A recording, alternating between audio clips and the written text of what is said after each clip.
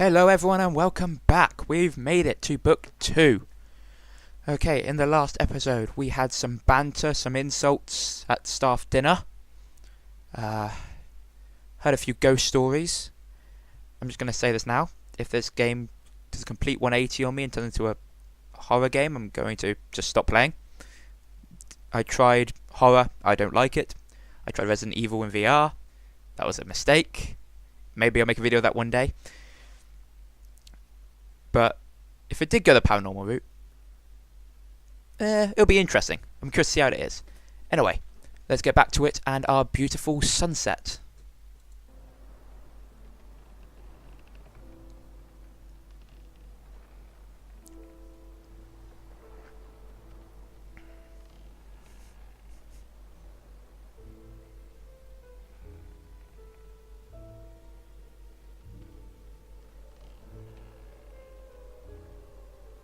Good.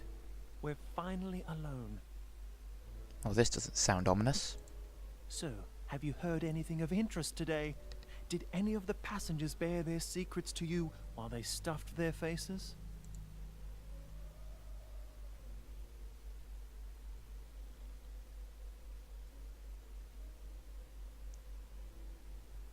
About Daniel's tragic personal story. I told Lulu about the missing laudanum. I told Lulu that the crew thought the ship was haunted. The physician tending to Officer Brunswick is missing a bottle of laudanum. Garrick is a hold. He forgets things all the time. I wouldn't worry about that. Anything else? I don't want to reveal Daniel's story, so ship's haunted. Some of the crew really seem to think that the Herald is haunted. They believe that hogwash now? You are joking, right?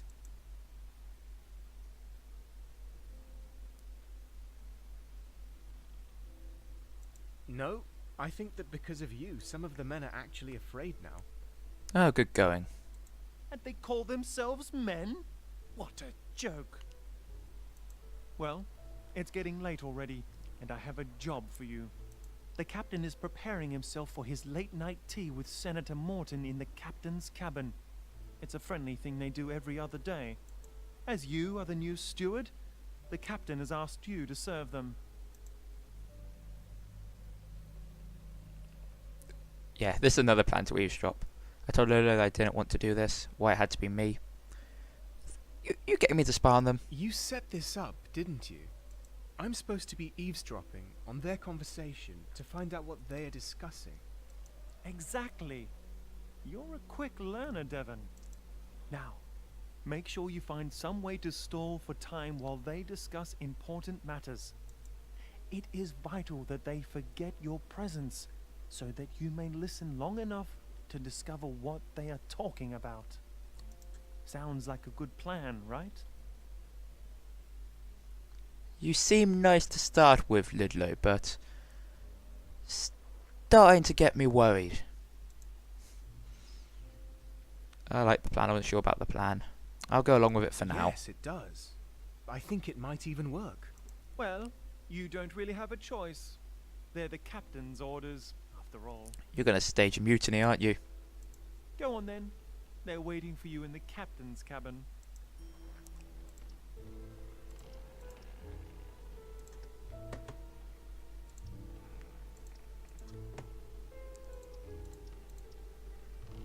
I like how you sort of see the wind as it blows by.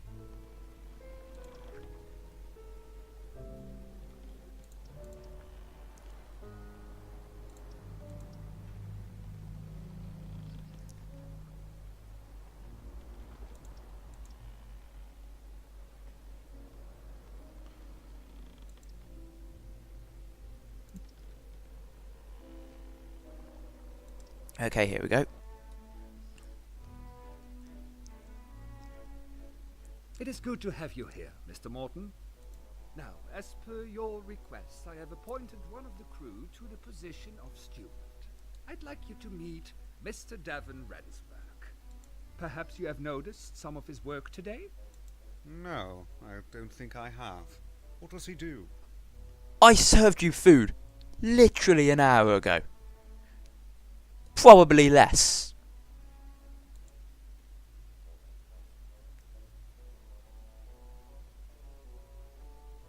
I explained to you, I really reminded him who I was. Yeah, you know, just the guy who was checking out your daughter-in-law. Or niece. Forgot which one it is now. I explained to Mr. Norton what a steward does. As steward, I provide the service that a man of your standing deserves, sir. Ah, this boy. Well, remember to be a little less present, and I'm sure you'll do quite well as the new steward. There's no shame in being invisible. It's all part of the job. He is right, you know. Now fetch us some tea, Devan, with a soothing splash of brandy, please. I keep a flask of eau de vie in the cupboard behind the stairs.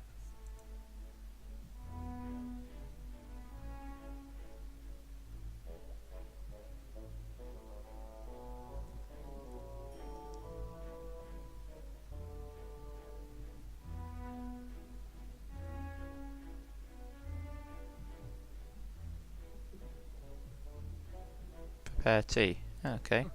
My apologies. It really is all very new to him. Now, what is it that you'd like to talk to me about, Lewis? Nothing in particular. I just wanted to check on you, see if you needed any help or perhaps moral support.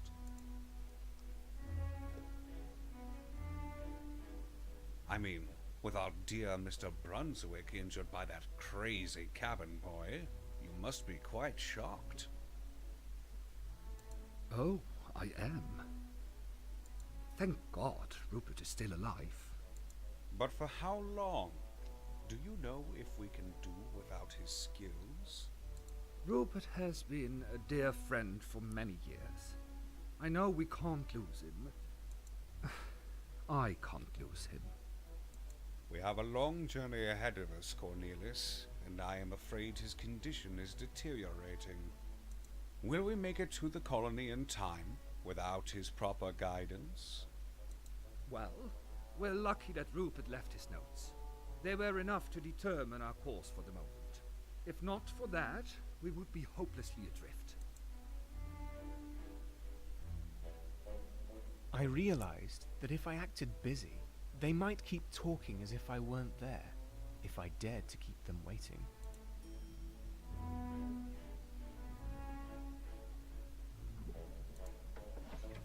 I know how much you've done for the Protectorate and its cause, but if this affair delays us, I'm afraid your career might be in jeopardy. I do understand your concern, but I am well aware of the importance of this mission. I could do without you constantly reminding me. I am not pressuring you, Cornelius, don't worry. No, just subtly threatening and implying. This is how the politicians do it. I'm only concerned. And so am I, Lewis. How's your niece doing, by the way? Is she accustomed to life at sea? Ah, niece. I knew it was one or the other. I think the sea breeze had her a bit on edge the past few days. She's trying to push my buttons all the time. Sometimes it's hard to admit, but Tabitha frequently reminds me of her aunt. She's got the same feisty way of talking.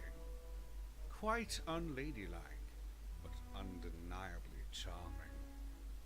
I wondered what else they might have to say.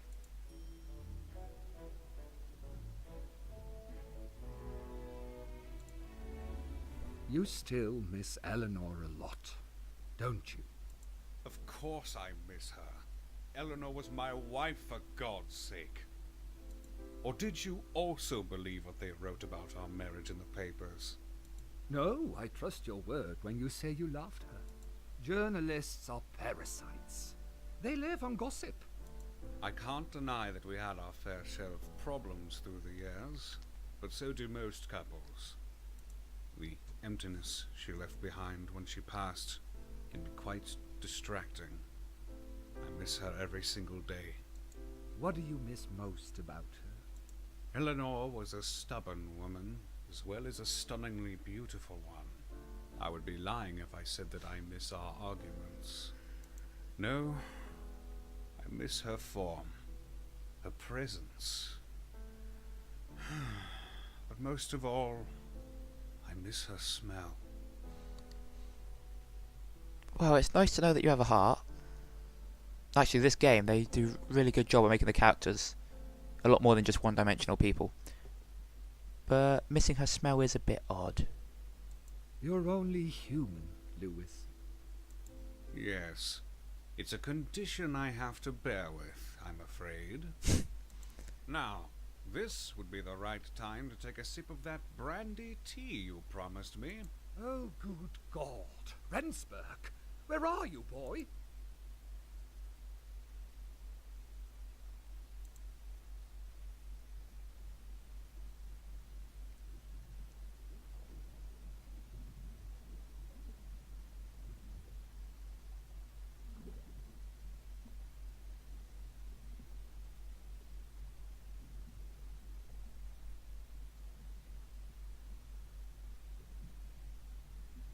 I am sorry, sir. The tea is ready. Well, it's about time. Try to be a little faster, Rendsburg, please. Now, get yourself to bed. I expect you to bring me my breakfast in the morning.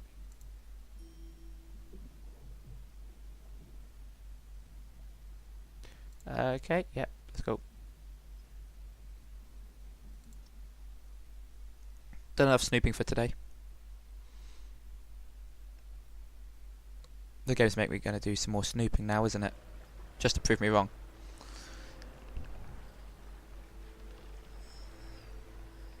Devan! Oh, Devan, thank God you are still awake. Everybody is calling me a fool, but you'll believe me, right?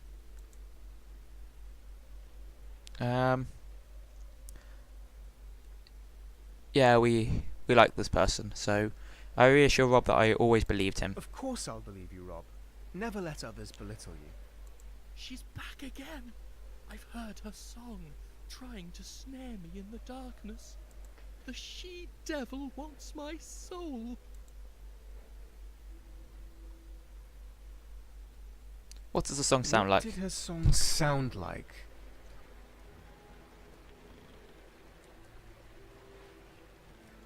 How do I describe it? It was mesmerizing, really. Eerie sounds of a tinkling song, without words. She's on the tween deck right now. Please take a look for me, Devan. Prove to the others that I'm not lying. Tween deck. Get the journal.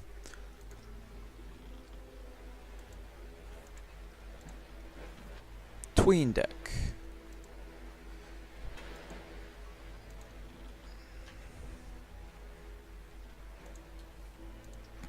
Okay, so that's where the kitchens are.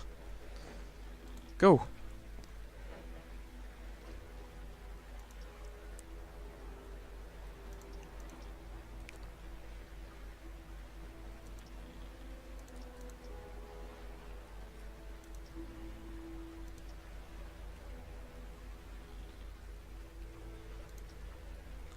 No, of course not. Don't believe in ghosts. Honestly, what kind of video game would have ghosts? Absolutely impossible.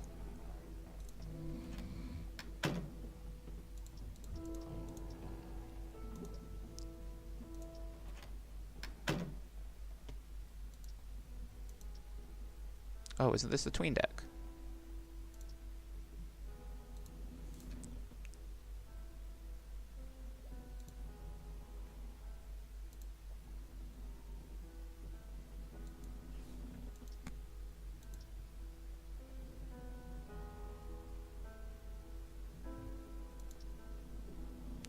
Robert Stockson didn't pay as much as the first-class passengers, and there was no room for him among the crew, so he got a hammock on the gun deck. A blessing, since he snored like a bear. Oh, okay, so he's not actually part of this then.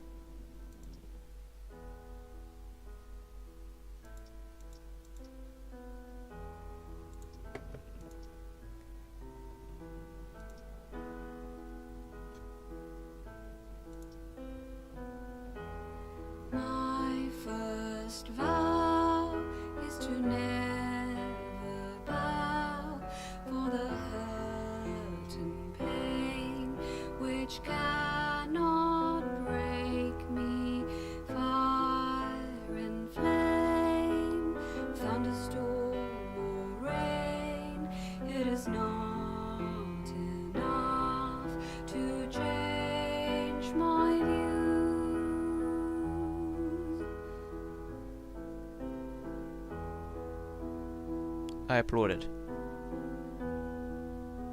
Beautiful. You are very talented, miss. Could be a lot better.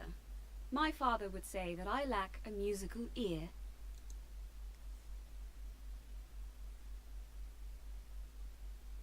Your father is wrong. You do have talent. Well, this thing is so horribly tuned, it sounds like a drowning cat. Okay, maybe you are terrible then. Oh, it's you! We haven't been properly introduced yet. I'm Tabitha Vesey. Nice to meet you. Devan Rensburg, was it? She remembered my name. That's how she just called me Devan. I was surprised Tabitha knew my name. You know my name? I've heard all about your heroic actions with the insane boy. That was very brave of you, Devan. I let him die. He He's not a hero. miss. I wasn't a hero. I can't be a hero. Heroes don't let people die. I am sure you did everything you could to protect us from harm. For that, we owe you our deepest gratitude. What was that? Well, some people think this ship is haunted. Perhaps you awoke the evil spirits with your music. Strange. When my uncle left for tea with the captain, I could swear I heard a howl of some sort.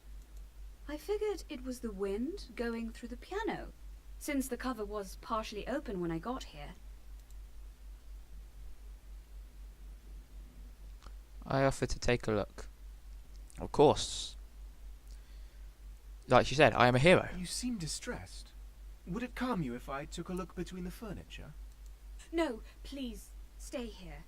I like your company. Quite a lot more than my Uncle Lewis's. Don't get me wrong, but being around him the entire day can be pretty frustrating. He's so imperious and self-indulgent. It drives me mad. I'm sorry, Devan. I just wish I could be self-indulgent too. At least sometimes. Women don't have as many rights in the Protectorate, I assume. I told Tabitha I understood. I mused the world wasn't fair. I advised Tabitha to do what felt right.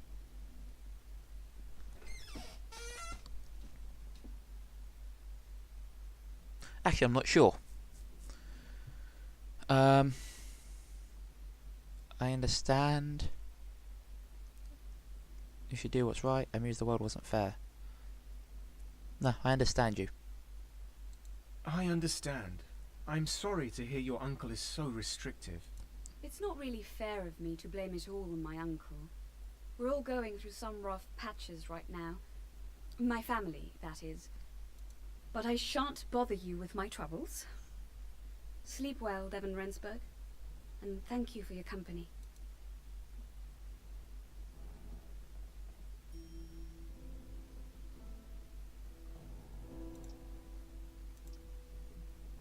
In the corner of the gun deck stood a piano. It was a truly stunning one, made by a Viennese woodworker. Few people owned one of these, even in the capital. Oh, so the piano's only just been invented then?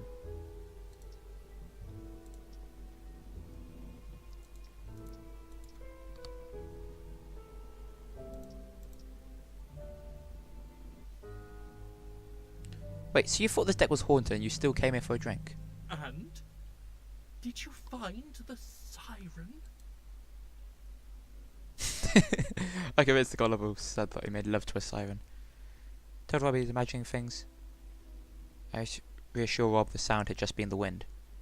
It's just the wind, don't worry. Don't worry. It was only the air breezing through the senator's piano. Someone hadn't closed the lid properly. What? Really? Oh, I'm such a fool.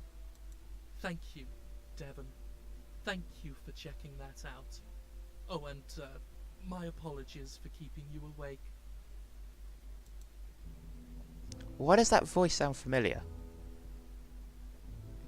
Rob Stockson. His voice sounds really familiar for some reason. After this episode, I'm gonna have to search it.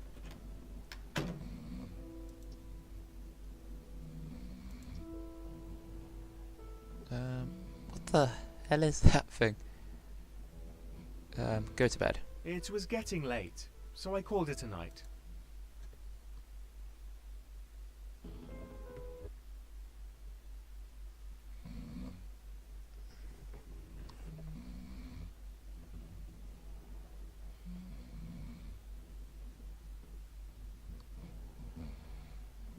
Psst, Devan. Oh God, Ludlow. Devan, What now? wake up. You are the only one I can trust with this. It's not time for me to work yet. Let me sleep. Why'd you need me? What? What do you need me for? It's the middle of the night. You need to come with me right now. I wouldn't wake you up if it wasn't important.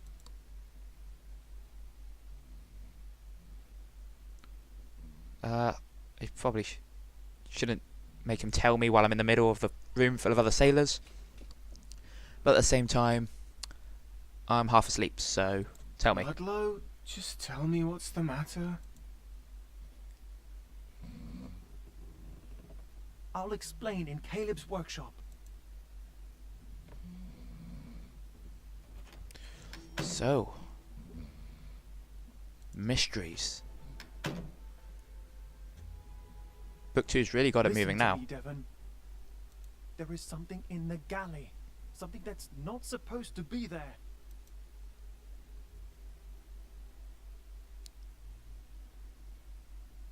Why aren't you on watch? Stop stealing food from the galley. When are you going to stop sneaking around at night, Ludlow? If people catch you stealing from the galley, you'll get in serious trouble. It wasn't like that, Devan. I wasn't even planning to go there. I was turning the winch when I heard this faint wailing sound coming from the grate next to it. I had decided it was probably the wind when I suddenly heard it again while I was inspecting the bilge pump. But this time, I saw something walk across the 'tween deck too. I'm amazed that Lolo seemed to be afraid. I doubted he was telling the truth. I asked him what he needed me for. Oh, the person who said that ghosts aren't real was afraid. Seriously? I thought you weren't impressed by those ghost stories. Devan, I went down there and saw something going into the galley. Sailors aren't supposed to go in there at night, myself included. I woke you up because, as a steward, you are allowed inside. You can go in without getting either of us in trouble. So let's go.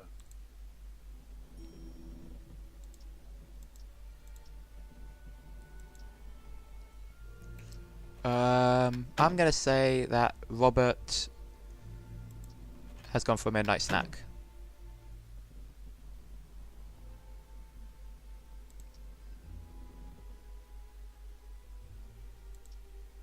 It was too dark to see anything. I needed a lantern.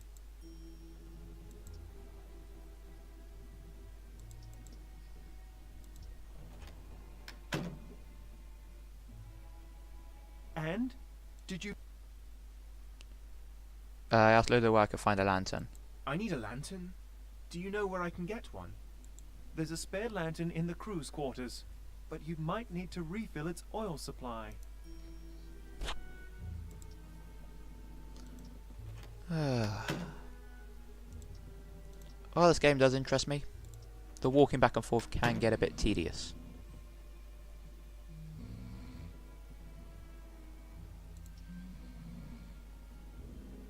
There was a lamp in the crew's quarters. I just needed some oil to refill it.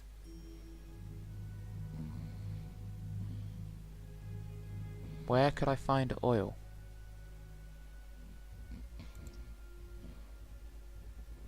The shelf contained many bottles of medicine, most of which were completely useless, since they had been bought by superstitious sailors for non-existent ailments.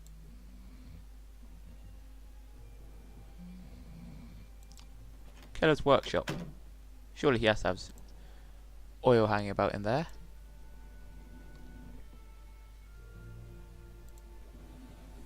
You could expect to find something as random as a drawer full of door handles from time to time. It was a workshop, after all.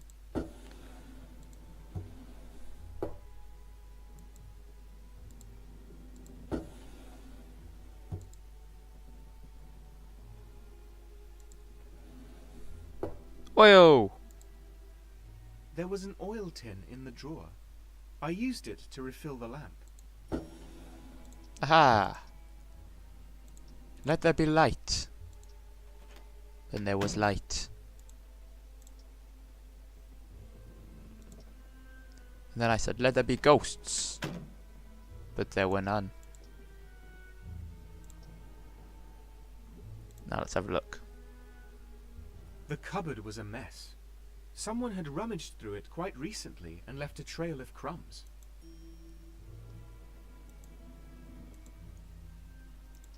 The crumbs led out of the galley onto the gun deck.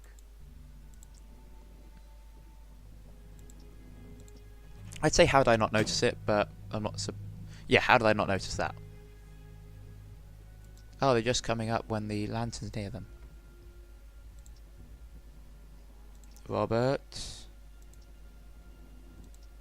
Or not. Oh, hey.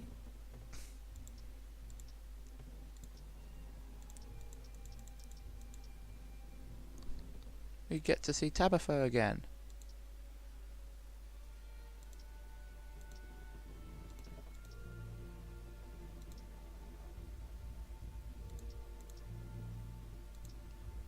Or not.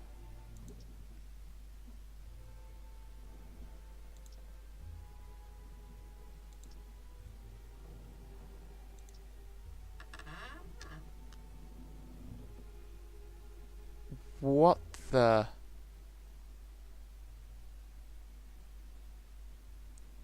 Ah. Okay.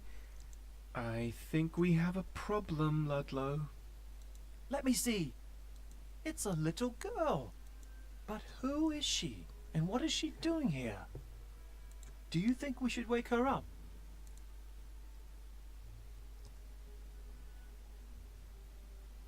Wake her up and ask her who she is. She looks so peaceful. But we need to know who she is. Let's wake her up. No, please, don't wake her. She's only just fallen asleep. What? Huh? Lady Tabitha? Excuse me, miss, but do you by chance know this girl?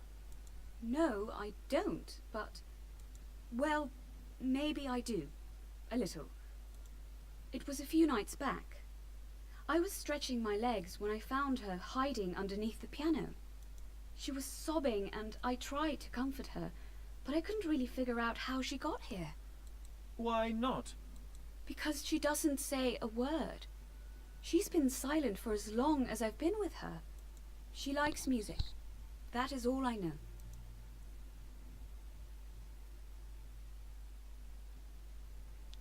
I was angry Tabitha lied to me. I wanted to know why Tabitha hadn't warned anyone. I asked Tabitha if this was why she played the piano.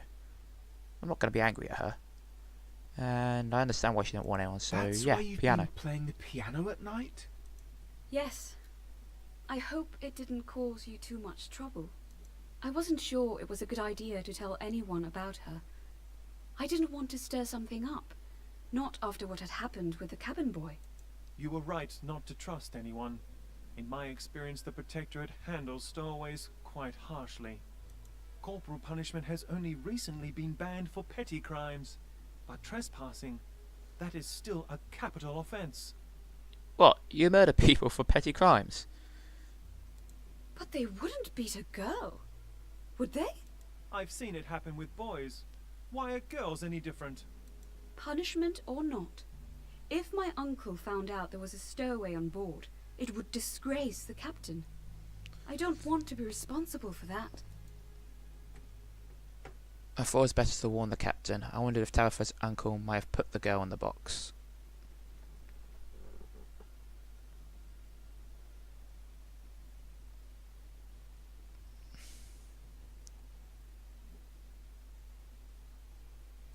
Could your uncle have done this? Is it possible that your uncle already knows about her? That maybe he put her in that box himself? Excuse me? My uncle is quite a brazen man, but that goes above and beyond anything he would ever do. Are you really sure about that? He might be a fervent collector of young girls. Ludlow. Too far. Officer, please. Just take the girl to your cabin for the night. We can discuss a solution tomorrow morning. I was just...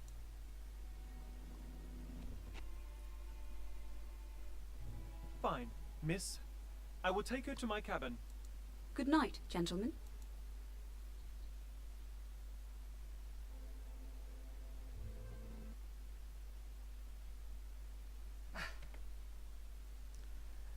Okay then. I think we'll stop there today. A little girl stowaway. Didn't see that one coming. And we got to talk to Tabitha a bit. Ludlow showed that he's even less trustworthy than we thought he was before. Got us spying on the captain. So I'm looking forward to seeing where this is going. Book 2's really definitely picked up a bit. Okay, if you liked what you saw, hit the like button and subscribe down below.